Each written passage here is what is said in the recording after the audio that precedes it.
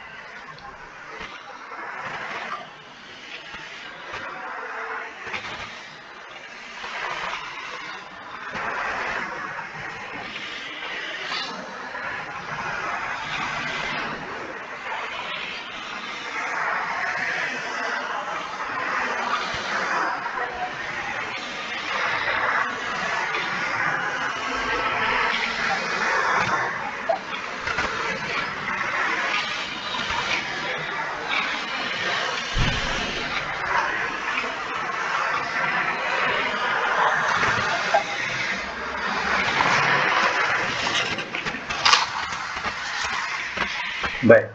Teruskan apa kata asing? Kata asing. Hmm.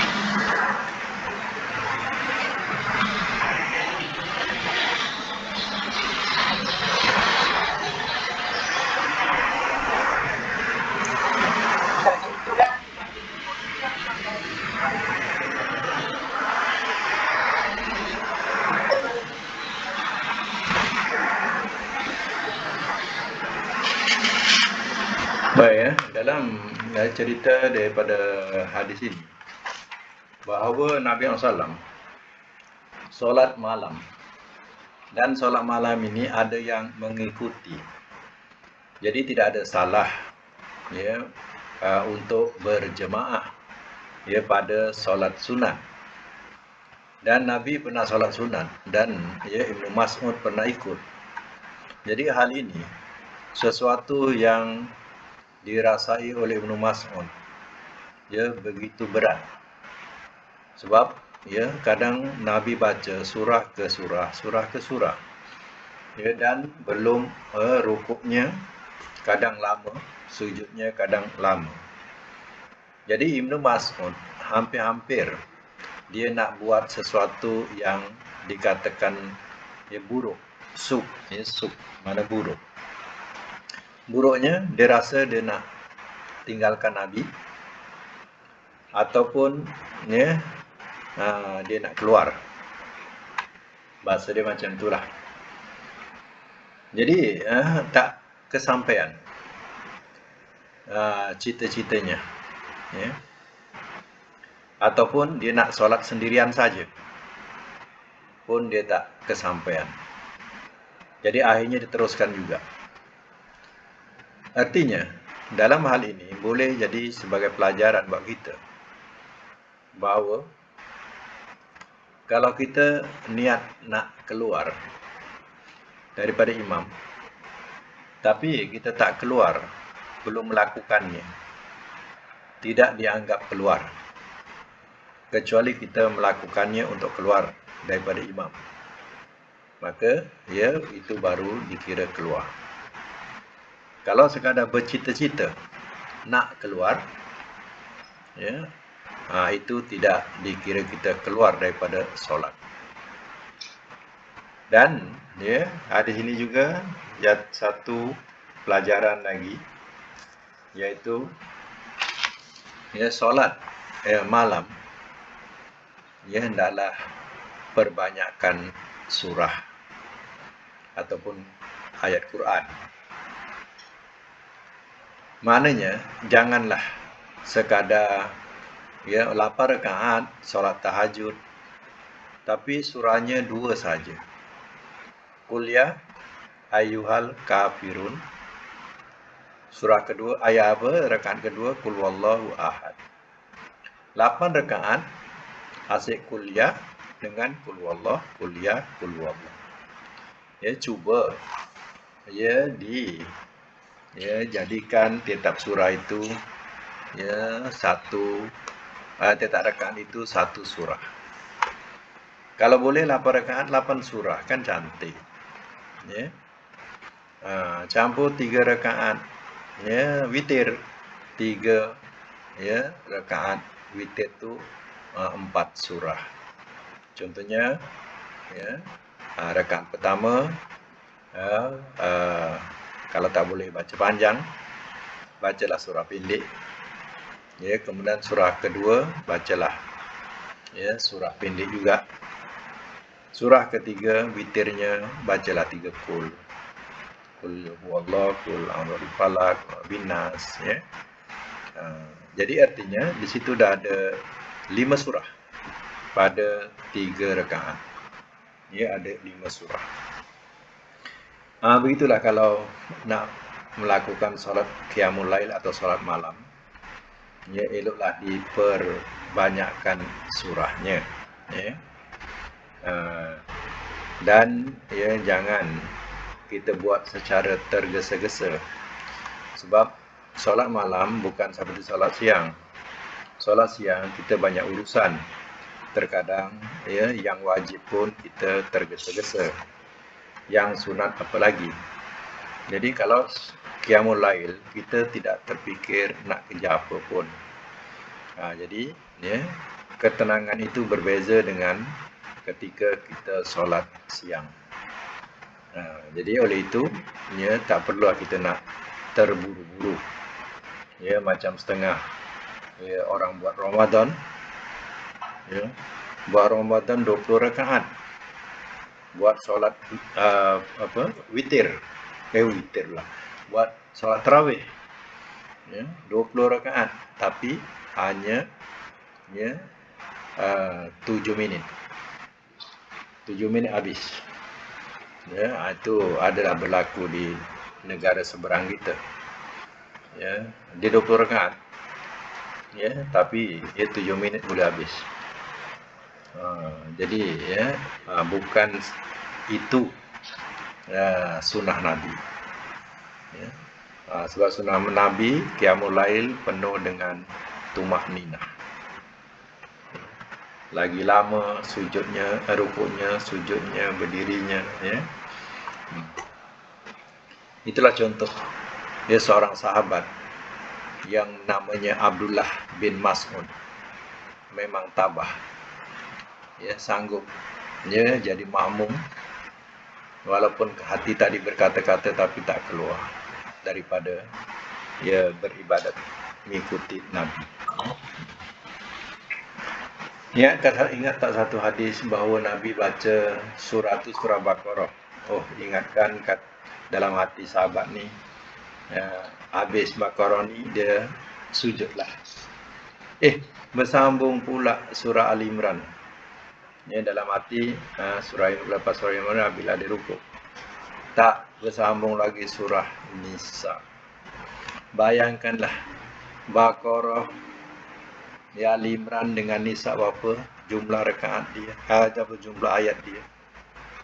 Macam itulah berdirinya para sahabat pernah ikut Nabi solat malam. Sampai surah Nisa. Satu rakaat baru dia rukuk. Bayangkan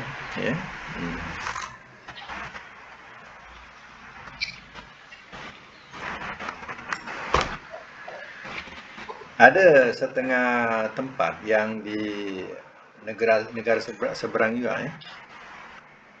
Satu malam 30 juzuk. Satu malam 30 juzuk. Tapi kerana masyarakat dia boleh terima, tak adalah satu kesalahan.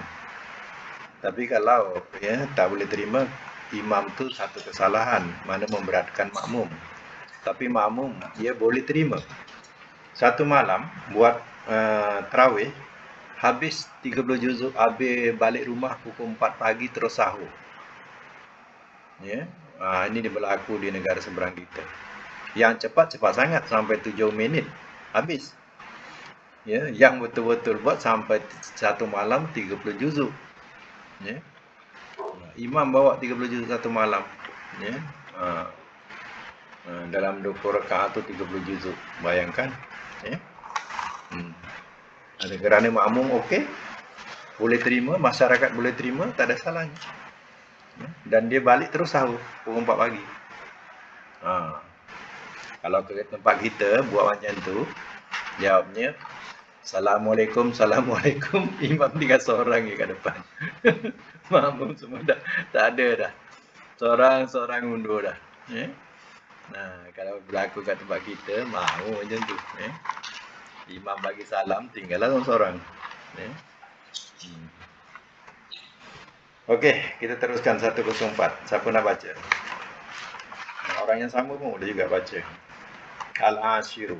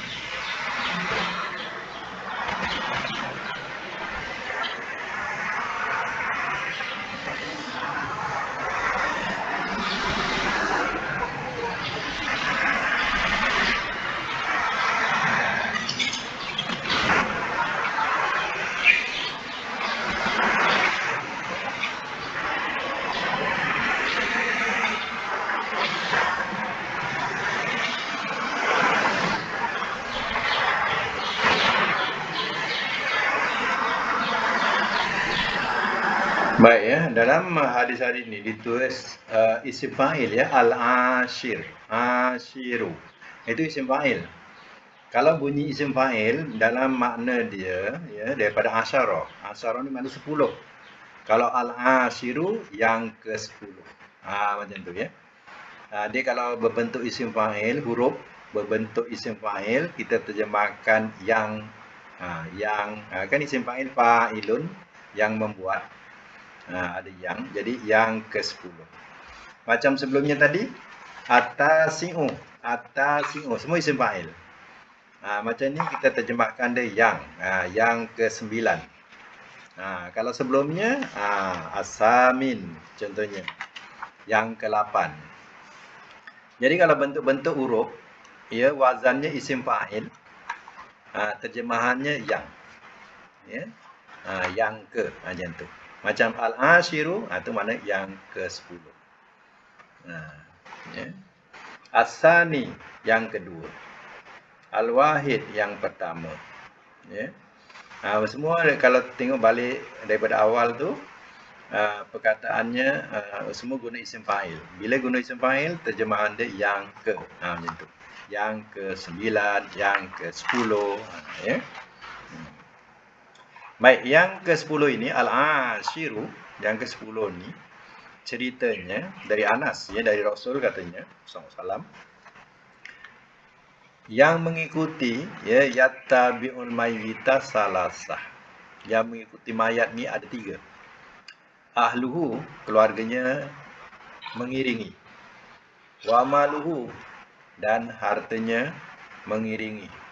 Mungkin keretanya mengiringi si mayat, kenderaannya, payungnya, sebagainya lah, ada mengiringi juga mayat tadi. Wa amaluhu, dan amal diri dia pun ikut sama mayat. Tapi nanti yang balik fayarji usnani, yang balik katanya isnan, dua. Wa yabqa wahid, yang tinggal satu, yabqa, ya. Yabqa dia perbuatan baki. Yang baki satu. Macam tu. Yarji'u ahluhu, yang balik ialah ahluhu, iaitu keluarganya, wa maluhu, dan hartanya. Ya, kereta-kereta besar yang mengiringinya semua balik, keluarganya balik. Wa yabqa amaluhu, dan yang tinggal amalnya. Jadi kalau amalnya tak ada, macam mana pula? Ya, semua balik. Amal tak ada. Jadi kena ingat, ya, bahawa yang tinggal itu amal kita. Ya. Sebab itu, ya, dalam kehidupan ini jangan lupa, ya, kita beramal untuk akhirat kita. Ya. Yang wajib jangan tinggal, meskipun kita lakukan yang sunat. Yang wajib lebih perlu daripada yang sunat. Kalau kita buat yang sunat, tak buat yang wajib, ya, tak ada artinya buat yang sunat. Ya, sebab rukun kita tak buat, yang sunat pula kita buat. Ya. Okey, teruskan lagi. Kata asing.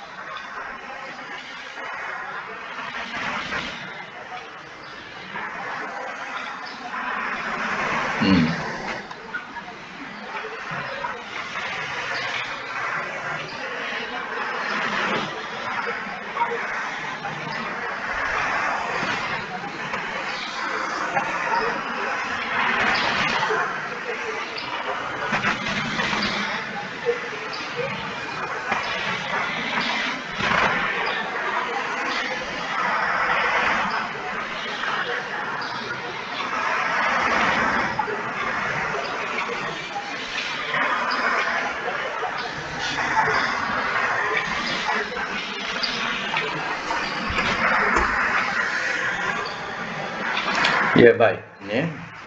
Jadi cara ringkasannya, ya, daripada hadis sahih tadi, yang menunjukkan bahawa kepentingan diri kita ialah, ya, adanya amal.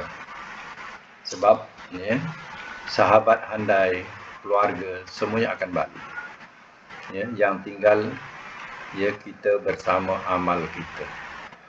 Ya, kereta kesayangan kita pun balik juga. Ya. Jadi seandainya kita ada sedekah jariah yang kita telah sedekahkan sebagai amal jariah, maka itu adalah jadi amal buat kita. Ya, jadi peneman buat kita. Kaum keluarga, ya, ramai datang ke kuburan, terutama hari raya. Kalau sekadar nak merayu, nak menangis, nak apa, tak ada artinya. Ya. Kalau dia tidak mau mendoakan, ya, untuk si mati. Jadi kena, yang baiknya ialah kita doakan untuk si mati, mohonkan keampunan daripada Allah, ya, masukkan dia ke dalam syurga, ya, golongkanlah dia dalam kalangan orang-orang yang soleh. Jadi doa-doa itu, ya, mudah-mudahan, ya, Allah terima dan sampai kepada si mati. Ya. Sekurang-kurangnya tidaklah dia menderita. Ya, bukan, ya, dengan kesedihan, tangisan itu, ya, menyebabkan kita terlepas daripada, ya, kesengsaraan, ya, kuburan. Sebenarnya tidak. Ya. Si mati hanya mengharapkan doa daripada orang-orang yang hidup. Ya. Itu dikatakan kalau seseorang ada, ya, 5 rumah sewa, contohlah, ya, kalau ada 5 rumah sewa, 1 dia wakafkan, ya, maka yang 1 itulah yang menjadi harapan buat kita. Yang 4 tadi semua jadi rebutan kepada ahli waris. Jadi kalau kita tidak mewakafkan salah satunya, semua akan jadi rebutan ahli waris. Kita pun tak dapat apa-apa pun daripadanya. Itu ruginya kita. Kalau kita ada kemampuan sampai ada banyak rumah sewa, maka wakafkanlah supaya ia jadi bekalan amal jariah ketika kita mati nanti.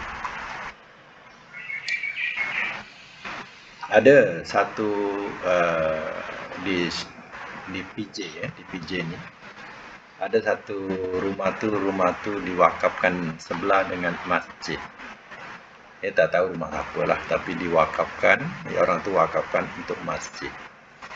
Jadi kena apa faedah rumah tu dengan masjid? Okey. Rumah tu dia disewakan dan hasil sewa tadi dia digunakan untuk keperluan masjid. Jelas. Jadi di situ dah jelas mana mengalirnya hasil daripada rumah wakaf tadi.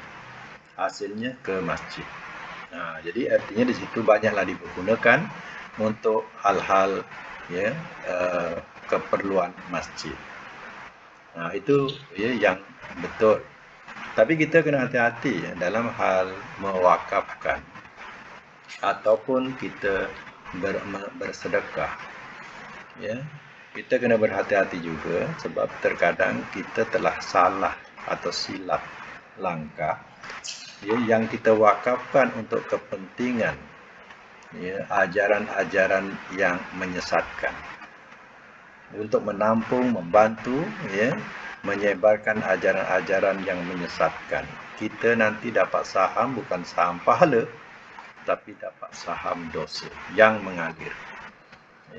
Begitu juga dengan sedekah-sedekah. Kalau kita pastikan wakaf dan sedekah itu jelas kepada memang sahih, jelas, tak apa. Kalau tak jelas, khawatir. Konon banner madrasah. Tengok-tengok dah terdiri. Madrasah ni rupanya madrasah bukan madrasah yang diiktiraf sebagai madrasah yang sahih, tapi diiktiraf sebagai madrasah untuk mengajarkan ajaran-ajaran sesat mereka. Dia gunakan derma untuk madrasah. Ini pun kita dapat saham. Saham apa? Saham dosa. So itu kadang kena hati-hati. Kalau betul-betul madrasah, pastikan betul madrasah macam mana. Kalau tahfiz, pastikan tahfiz. Jangan sampai pula nanti kita membantu golongan-golongan penyebar ajaran sesat. Kita bantu mereka membesarkan, menyebarkan ajaran sesat itu. Susah kita nanti dapat saham.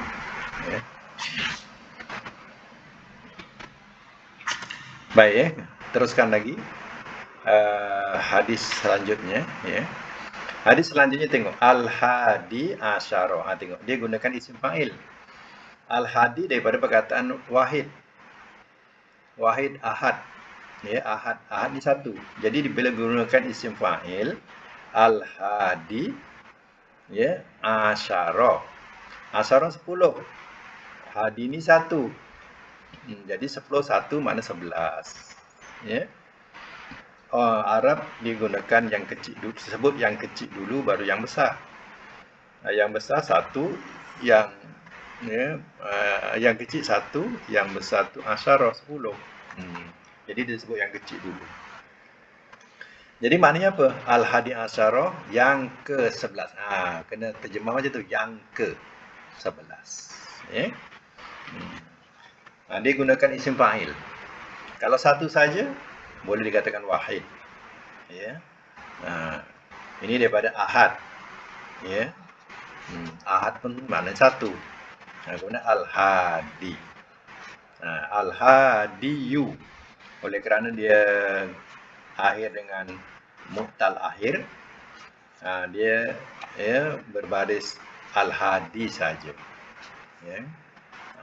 Kalau tak al-hadiyu. Asal al-hadiyu, al-fa'ilu. Macam tu. Okey, teruskan. Al-hadi asyara.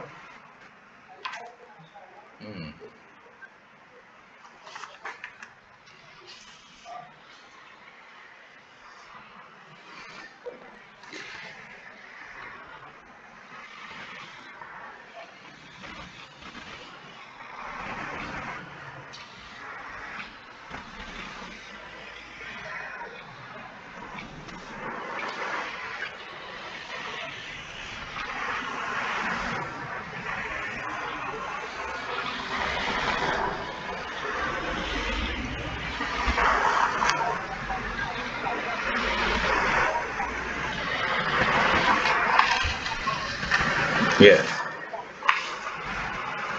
Tak apa, teruskan.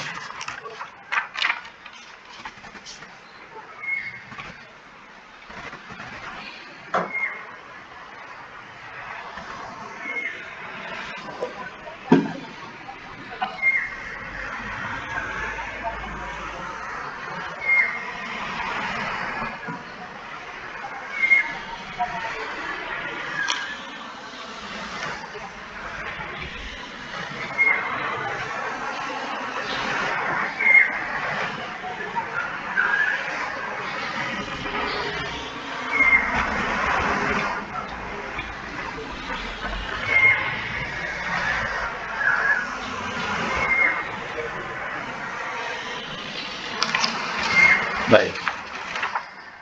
Saya masih muda. Surga lebih dekat kepada seorang kamu daripada tali sandal. Tali sandal, tali selipar. Ya, kita jarang sebut sandal. Ya. Biasa orang Indonesia disebut sandal. Ya. Kita sebut selipar, terumpah. Ya.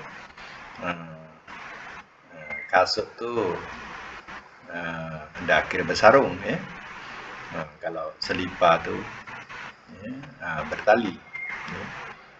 Dan neraka juga katanya mislu zalik. Seumpama itu juga mana dekat. Ini bergantung pada diri kita lah. Bergantung pada diri kita. Ya, kalau kita mengerjakan kebaikan atau amal soleh, artinya kita mendekatkan diri kepada surga Allah.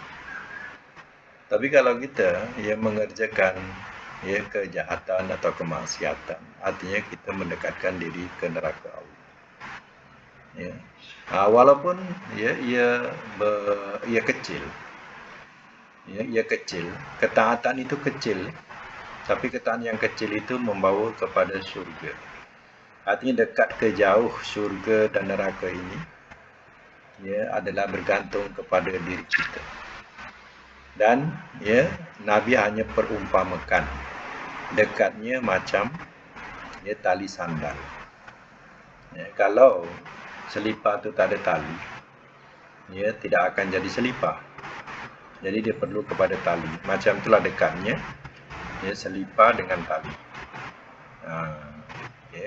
Itu dikatakan bergantung kepada diri kita sendiri. Kita nak mendekatkan ke syurga atau kita nak mendekatkan ke neraka.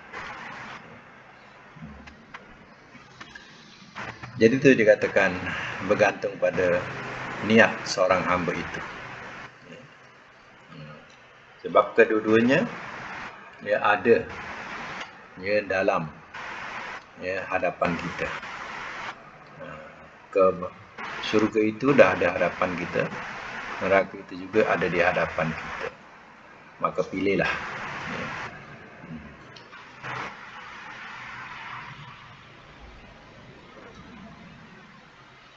Baik, kita teruskan dengan hadis 106. 106, tengok kalimah dia asani. Sani daripada perkataan dua. Ya. Wahid, isnan tu dua. Ya. Isnani itu dua. Tapi kalau dia dah jadi isim fa'il, dia berbunyi asani. Kemudian asyarah 10, artinya 12. Sani 2, asyara 10. Maknanya 12. Asaniya asyara. Yang ke-12. Macam tu. Lagi. An Abi Firash.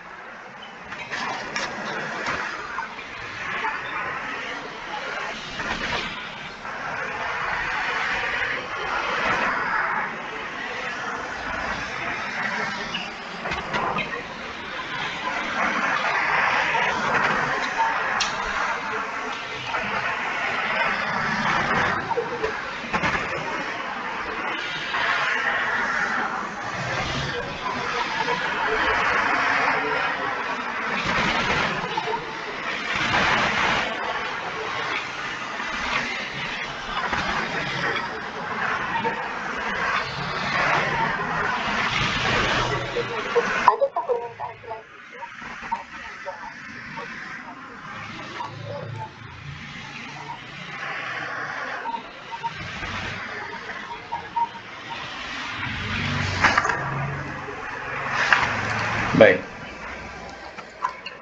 Di sini satu pelajaran buat kita, yaitu walaupun di sini asal ceritanya hanya dari Abi Firash. Abi Firash. Jadi dia ni katanya khadam. Khadam Rasulullah atau pelayan Rasulullah. Jadi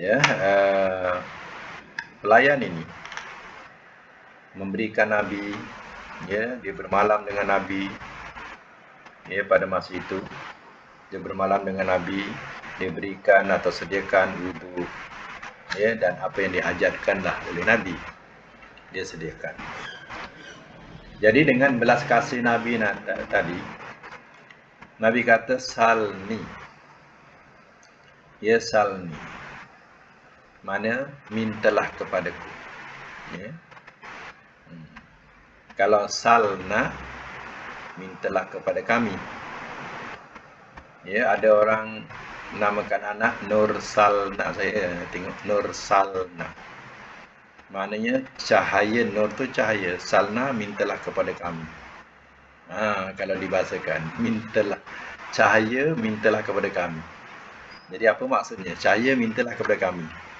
Mintalah kepada kami cahaya. Adakah maksudnya macam tu? Jadi tak terpulanglah, tapi tidaklah cacat. Tidaklah cacat meletakkan nama itu. Hanya berbentuk soalan. Baik, salni, mintalah kepadaku. Fakul tu, lalu aku pun dibagi tawaran, aku pun minta. Bukan minta apa. Dia minta apa? As'aluka murafaqataka fil jannah. Aku minta kepada engkau ya Rasulullah, aku dapat berdamping dengan engkau di syurga. Murafaqah ni mana berdamping. Dapat berdamping dengan engkau di syurga. Itu yang dia nak. Sebab di dunia dia boleh tidur bersama Rasulullah dalam satu masa.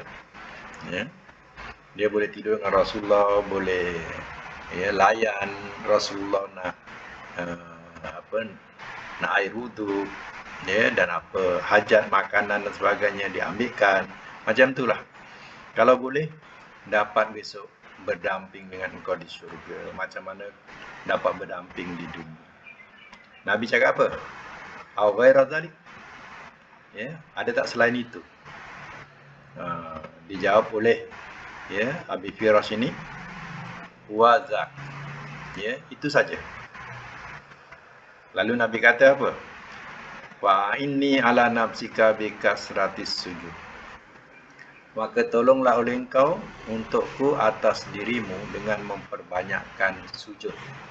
Bi kasratis sujud, dengan memperbanyakkan sujud. Tengok, Nabi ajar apa? Suruh tolong banyakkan sujud. Sujud ni kan solat. Solat. Jadi artinya kalau nak berdamping dengan Rasul SAW, kena perbanyakkan sujud, iaitu perbanyakkan solat. Perbanyakkan solat ni jangan dikira yang wajib ya. Yang wajib jangan dikira perbanyak. Itu dah tak boleh. Makna perbanyakkan sujud ni jangan kita kira yang wajib. Yang wajib memang dah tak dikira perbanyakkan, memang dah tetap. Perbanyakkan tu maknanya kita perbuat yang sunat-sunat. Contohnya kita utamakan kalau nak utamakan rawatib rawatib. Kemudian kalau nak tambah duha. Nak tambah duha. Kalau nak tambah lagi tahajud dan witir. Itu cukuplah kalau nak jadikan amalan. Kalau kita tak ambil 10 rawatib, ambil lebih pun tak apa.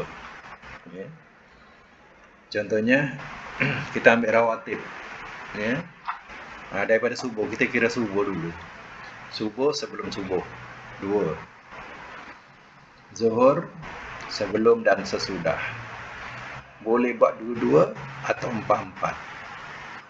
2-2 atau 4-4. Asar dia tak rawatib. Dia tidak muakkad, dia rawatib tapi bukan muakkad. Asar boleh buat 4. 4 rakaat sebelum asar, tapi bukan muakkad. Isyak, maghrib maghrib sebelum dan sesudah. Sebelumnya tak muakkad. Tapi boleh buat sebelum dan sesudah. Sesudahnya muakkad. Isyak boleh buat sebelum dan sesudah. Jadi kalau dicampur semuanya, muakkad dan tak muakkad, ada berapa? Cuba kira balik. Subuh sebelum 2. Zuhur sebelum sesudah kita kira 4-4, 8. Itu campur dengan tak muakkad. Kalau mau ambil muakkad 2-2. Kalau tak muakkad kita ambil 4-4. Kita ambil 4-4 contohlah, 4-4. Sebelum asar 4. Sebelum maghrib dan sesudah 2-2. Sebelum isyak 2-2. Sebelum dan sesudah. Okey, berapa jumlah tu? Kira dulu. 18. Itu 18 tu nama memperbanyakkan tu. Bukan makna dalam yang wajib, yang kira yang wajib. 18. Okey, duha kita buat 4. Kita buat 4 sajalah duha. 4. Kira berapa? Okey. Kemudian tahajud kita buat 8. Campur.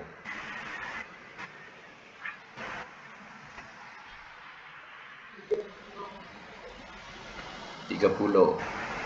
Campur 3 witir.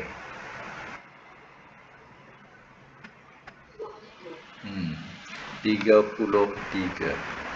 Ini kalau kita nak memperbanyakkan. Jangan buat yang bukan-bukan. Yang bukan-bukan tu yang tak tidak kuat nas dia tu, tak payahlah buat. Buat solat taubat dulu sebelum tidur. Buat taubat dulu lepas maghrib. Itu tak ada. Ya, solat taubat tu. Yang dinyatakan tadi itu memang ada nas, terang, jelas nas dia. Kalau nak buat itulah dia. Ada apa tadi? 33.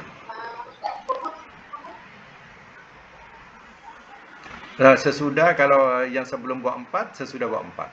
Kalau sebelum buat 2, selepas buat 2. Hanya kalau buat 2 itu muakkad. Tapi kalau buat 4 tambah 2 lagi, yang 2 tambah tu tak ada muakkad.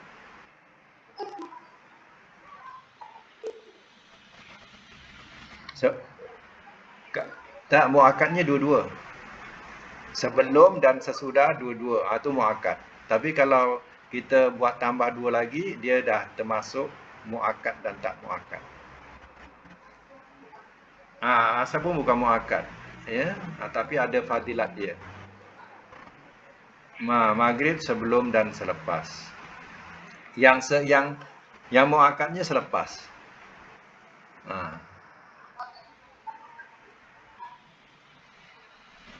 35 ya. Ada 35. Jadi Aisyah duduk dua-dua. Itu ya. Tapi kalau muakkad 10. Cuba kira 10. Kat mana adanya 10?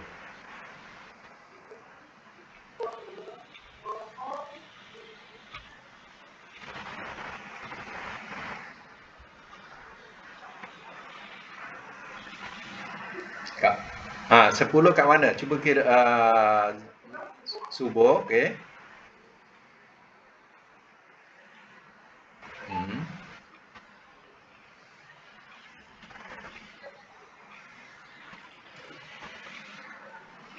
Okey. Itu yang muakkad. Kalau nak buat yang muakkad saja 10. Kalau nak buat lebih, yang tak termasuk muakkad. Tapi ada nas, dalilnya sahih. Ya.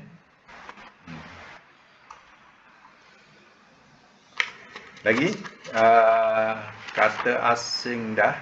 Kata asing dah baca belum?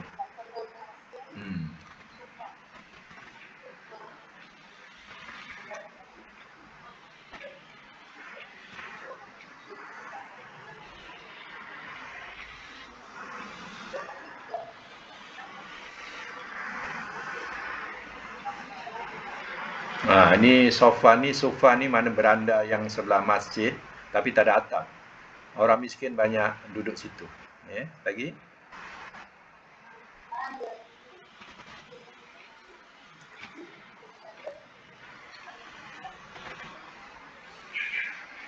Butuhkan tu apa? Keperluan. Lagi?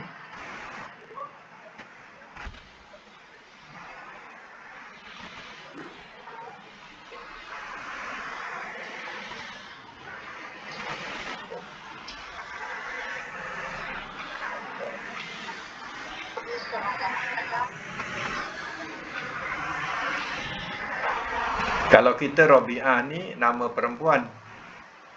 Ya, tapi tengok bin ke binti? Bin. Ya, jadi Arab Rabi'ah tu lelaki. Kita Rabi'ah selalu nama perempuan. Ya. Kandungan hadis.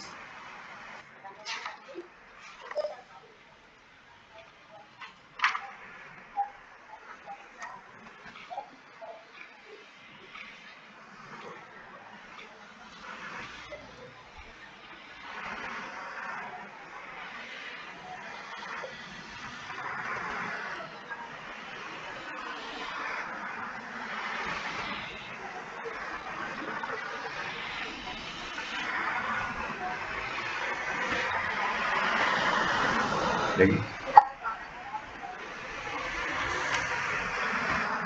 Ya.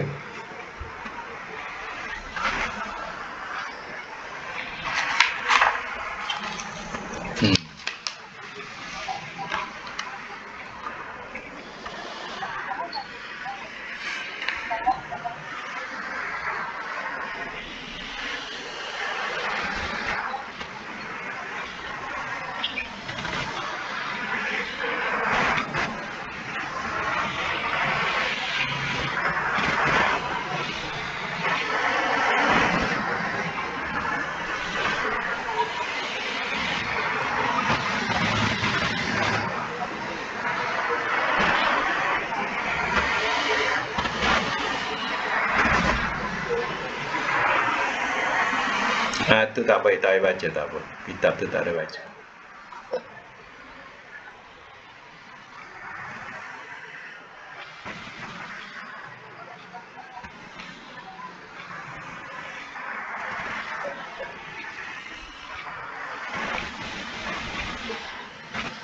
Radhiyallahu anhum.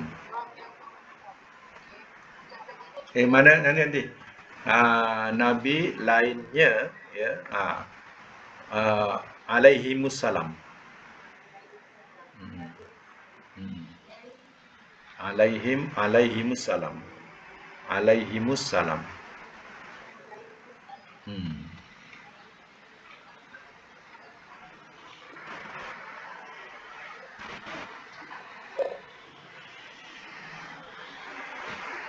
Hmm.